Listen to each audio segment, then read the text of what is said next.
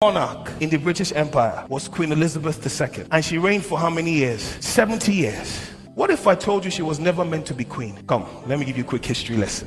Her father, King George VI, was the second son of King George V.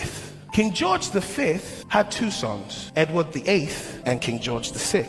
Edward VIII was the first son. King George VI was the second son. Now, if you know anything about monarchies, is the heir is the first. So, their father dies, and guess who becomes king? Edward VIII.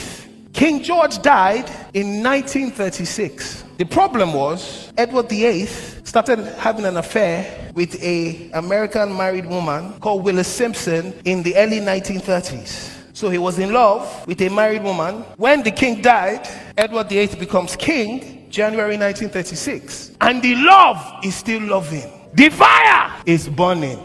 And because he's king in January, everybody's like, hold up, king, you know, this love cannot happen. She gets divorced in October 1936, and he's determined that he will marry her. The monarchy says no. Establishment says no. You are the king of England. They say no. Everybody's saying no. But the king is saying, yes, you cannot marry this woman. So he says, okay. On December 10th, he says, to be with the love of my life, I abdicate my throne. Fear woman.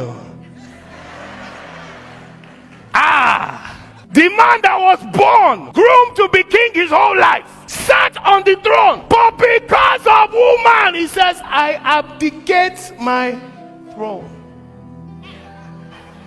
I give it all up for you, baby. Hey. No matter how strong you are, you're not strong past woman, or forget. On December 11, 1936, he gets on the radio, BBC, and announces to the whole kingdom that he's abdicating his throne and he is no longer king because he wants to be with Willis, the love of his life. And in that moment, the kingship passed from Edward to George VI. And because of that one action, his lineage completely changed. One action. And so King George VI, who was never going to see the throne, becomes king. And after him, guess who assumed the throne? His firstborn, Queen Elizabeth II. And after Queen Elizabeth, guess who assumed her throne? His son, King Charles. After King Charles is now William.